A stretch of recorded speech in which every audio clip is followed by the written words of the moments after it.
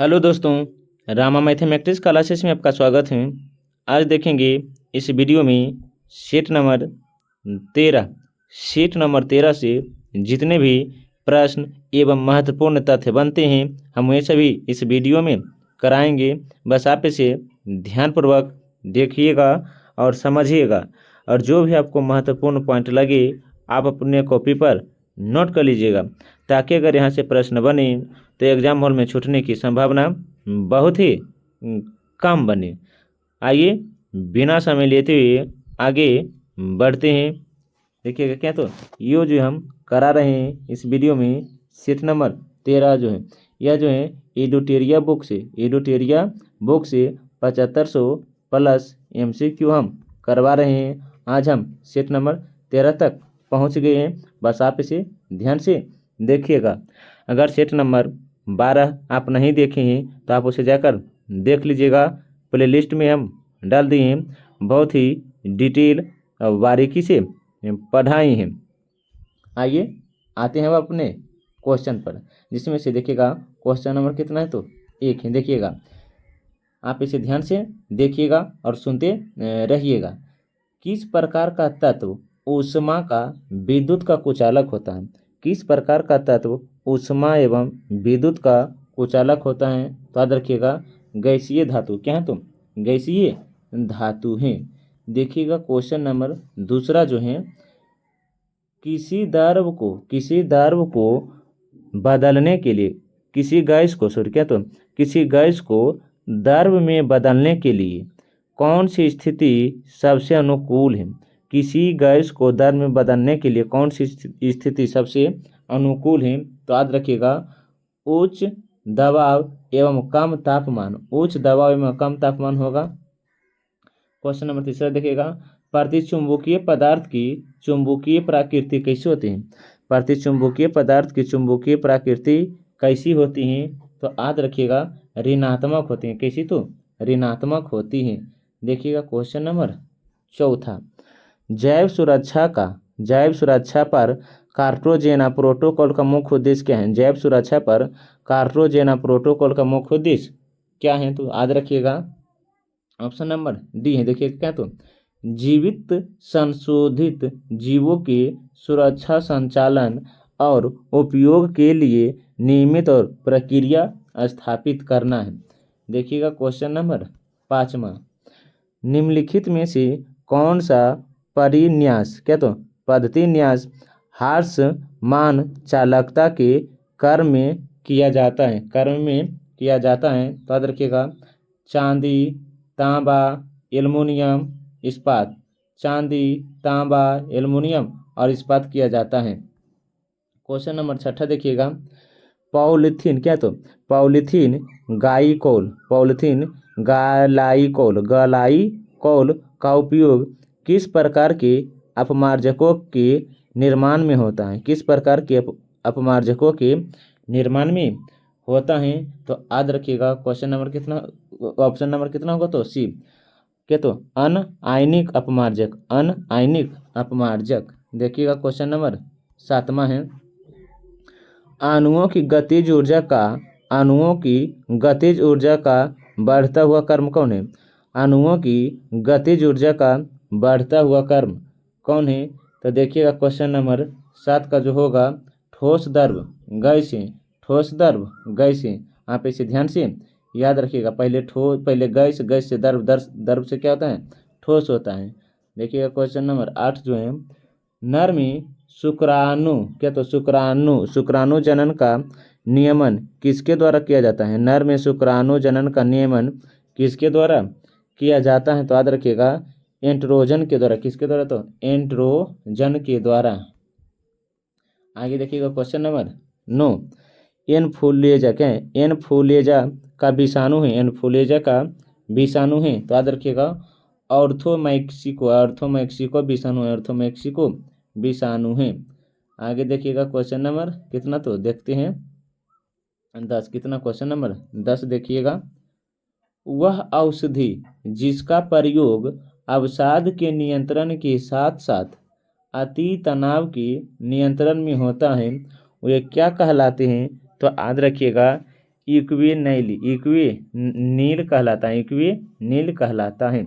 Question number 11 देखिएगा, जठर निरोधक के तो जठर निरोधक पेप्टाइड का कार्य होता है, जठर निरोधक पेप्टाइड का कार्य होता है। तो देखिएगा क्वेश्चन नंबर 11 का जो होगा ये होगा ए, जठर स्रावन की गतिशीलता को रोकना, जठर स्रावन की गतिशीलता को रोकना।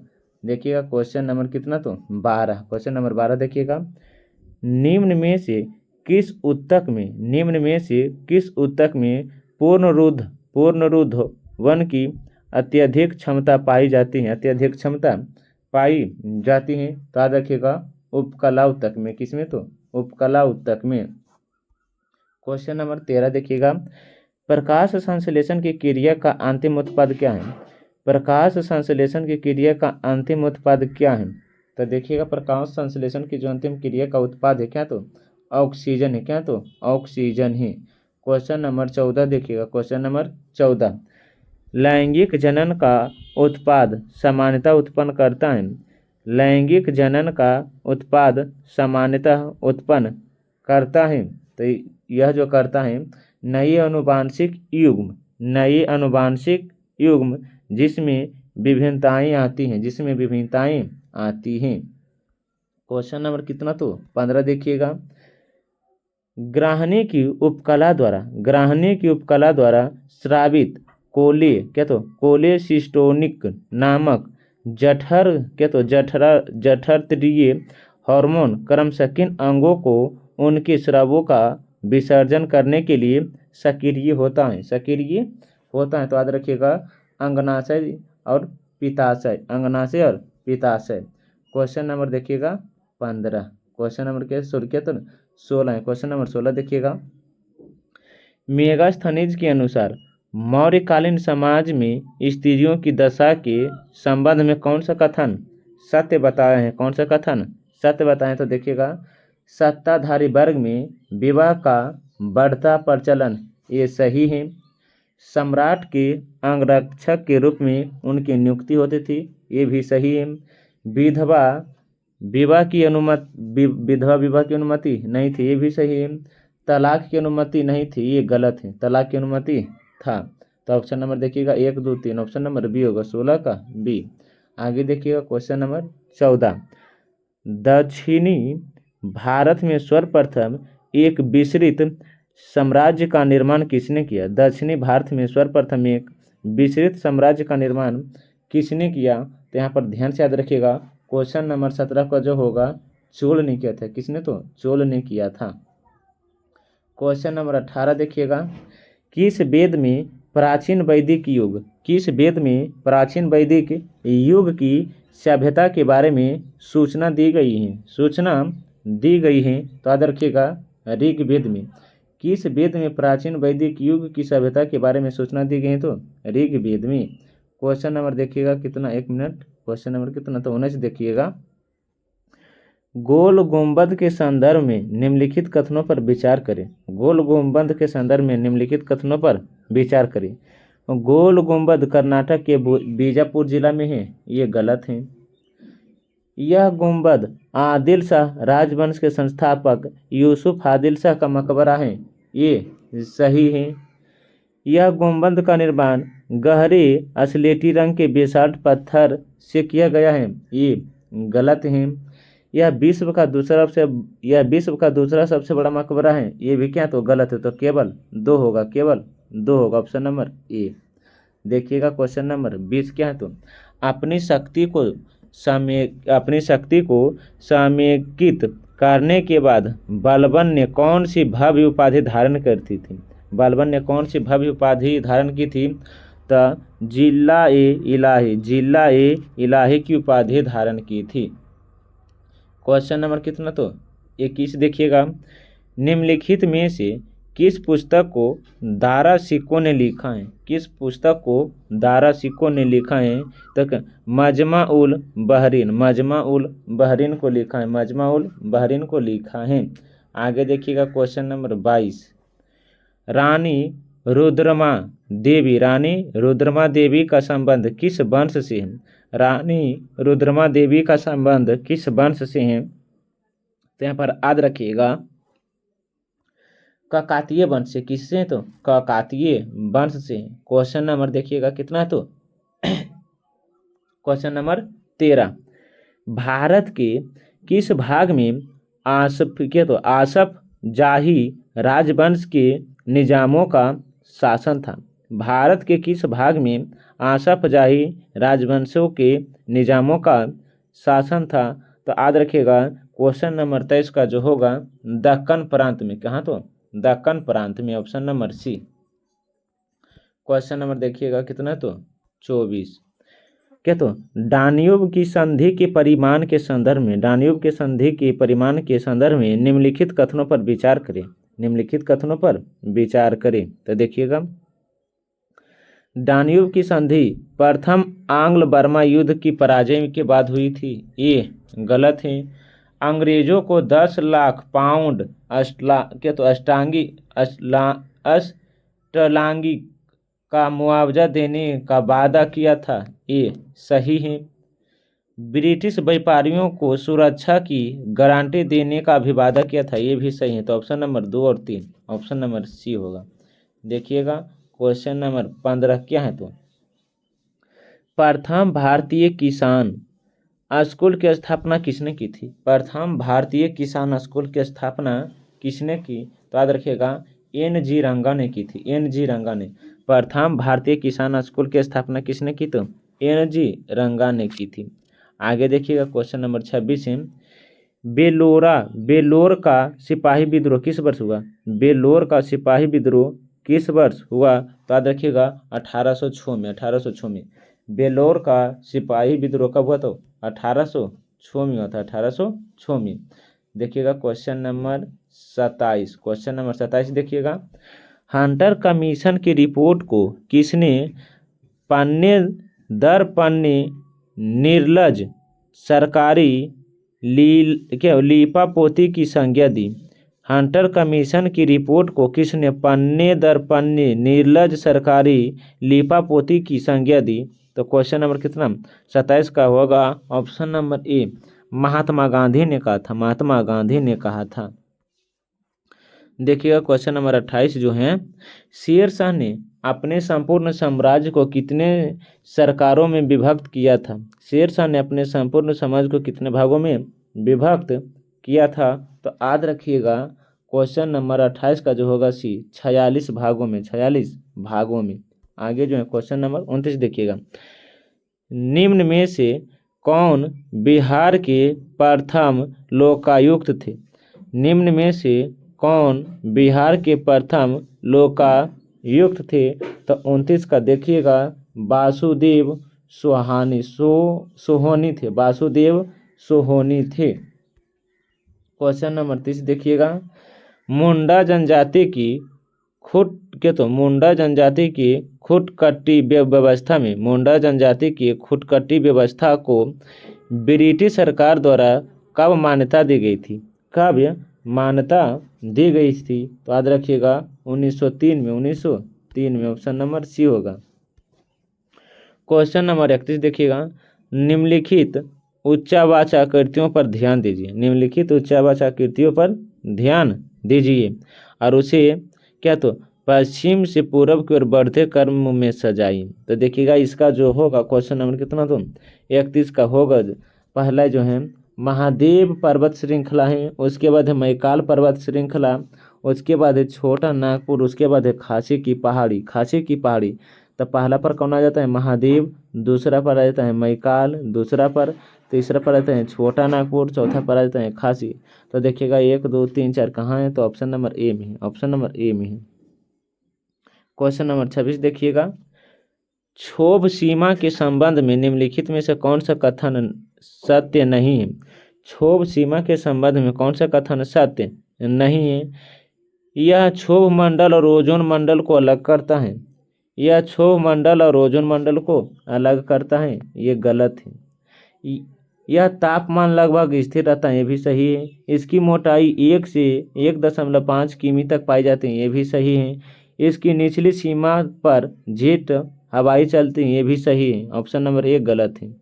क्वेश्चन नंबर देखिएगा 33 निम्नलिखित द्वीपों को उनके क्षेत्रफल के अनुसार अवरोही क्रम में लगाइए। निम्नलिखित द्वीपों को उनके क्षेत्रफल के अनुसार अवरोही क्रम में लगाएं। इसमें जो होगा क्वेश्चन नंबर 33 का पहला जो है ग्रीनलैंड है, न्यू गिनी है, बोर्निया है, मेडागास्कर है। पहला क्या तो Greenland, New Guinea, Borneo, Madagascar है। आप इसे ध्यान से याद रखिएगा। तो देखिएगा बी में भी वही हैं और सी में भी वही हैं, बस आप इसे ध्यान से देख लीजिए एक बार। पहला में भी क्या तो ग्रीनलैंड है और दूसरा में भी ग्रीनलैंड है। तो आप जो भी मार सकते हैं। देखिएगा क्वेश्चन नंबर कितना तो 34 देखिएगा, यदि सूर्य और पृथ्वी के बीच की दूरी 1/4 कम हो जाए तो सबसे अधिक संभावना किस बात की होती है। यदि सूर्य और पृथ्वी के बीच की दूरी 1/4 कम हो जाए तो सबसे अधिक प्रभाव किस बात पर होगी। तो याद रखिएगा हमारे वर्ष की अवधि कम हो जाएगी, हमारे वर्ष की अवधि कम हो जाएगी। क्वेश्चन नंबर 35 देखिएगा, 44वें संविधान संशोधन के पश्चात राष्ट्रपति को निम्नलिखित परिस्थितियों में राष्ट्रीय आपातकाल घोषित करने का अधिकार है।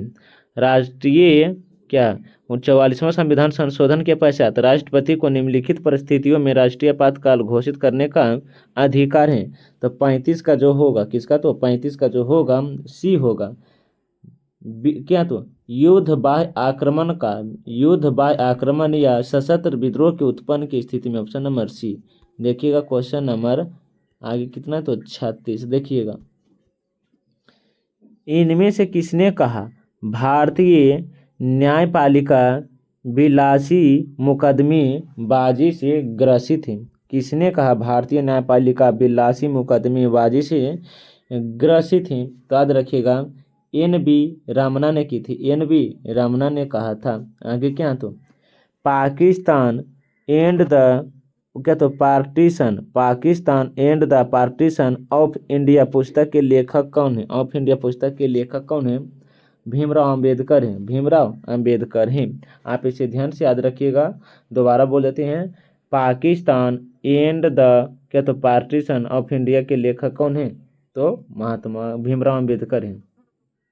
आगे देखिएगा, निम्नलिखित में से किस अधिनियम के तहत लॉर्ड कॉर्नवालिस को अपनी काउंसिलिंग के फैसले को रद्द करने का अधिकार मिला था। अपने फैसले को रद्द करने का अधिकार मिला था 1786 के एक्ट, 1786 के एक्ट। आगे क्या है, सर्वोच्च न्यायालय ने निजामत के अधिकार को अनुच्छेद 21 में वर्णित जीवन के अधिकार मौलिक अधिकार का भाग माना है। इस मुद्दे पर निर्णय देने वाली संवैधानिक पीठ के अध्यक्ष कौन है। संवैधानिक पीठ के अध्यक्ष कौन है। तो याद रखिएगा J.S. खेहर हैं, J.S. खेहर हैं। क्वेश्चन नंबर 40 देखिएगा, उच्चतम न्यायालय के न्यायाधीशों की संख्या की वृद्धि करने की शक्ति किसके पास है। वृद्धि करने की शक्ति किसके पास है। तो याद रखिएगा क्वेश्चन नंबर 40 का जो होगा संसद के पास है, संसद के पास है। क्वेश्चन नंबर 41 देखिएगा, निम्न में से कौन हिंदुस्तानी क्लासिकल म्यूजिक नहीं है। कौन हिंदुस्तानी क्लासिकल म्यूजिक नहीं है। तो क्या ध्रुपद है, ठुमरी है, गजल है, क्या तो अलापना नहीं। ऑप्शन नंबर डी होगा। क्वेश्चन नंबर 42 देखिएगा, माथुरी लोक नृत्य किस राज्य में प्रचलित है। माथुरी लोक नृत्य किस राज्य में प्रचलित है। तेलंगाना में। माथुरी लोक नृत्य किस राज्य में है तो तेलंगाना में है। भारत में नैनो मिशन की शुरुआत कब हुई। भारत में नैनो मिशन की शुरुआत कब हुई थी। तो याद रखिएगा भारत में नैनो मिशन की शुरुआत 2007 में हुआ था। भारत में नैनो मिशन की शुरुआत कब तो 2007 में हुआ था। आगे देखिएगा, हेमकुंड साहिब गुरुद्वार किस राज्य में है। हेमकुंड साहिब गुरुद्वार किस राज्य में है? हेमकुंड साहिब गुरुद्वारा किस राज्य में? तो उत्तराखंड में। कहाँ? तो उत्तराखंड में है।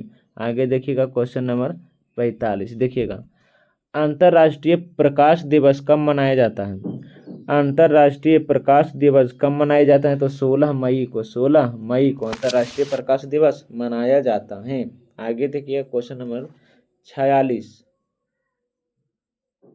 क्वेश्चन नंबर कितना? तो 46। माइक्रोसॉफ्ट एक्सेल में क्या? तो वर्कबुक निम्न में से किसका एक संग्रह होता है? किसका एक संग्रह होता है? तो क्या वर्कशीट्स का होता है। ऑप्शन नंबर सी है। आगे देखिएगा क्वेश्चन नंबर 48। सार्वजनिक ऋण पर प्राप्त ब्याज किस भाग का है? सार्वजनिक ऋण पर प्राप्त ब्याज किस भाग का है? तो याद रखिएगा क्वेश्चन नंबर 47 का जो होगा बी होगा। सरकार द्वारा अंतरण भुगतान करना। क्वेश्चन नंबर देखिएगा 48। मांग का 1 रुपया कम करने वाला प्रस्ताव क्या कहलाता है? मांग का 1 रुपया कम करने वाला प्रस्ताव क्या कहलाता है? तो याद रखिएगा प्रतीक कटौती कहलाता है। प्रतीक कटौती कहलाता है।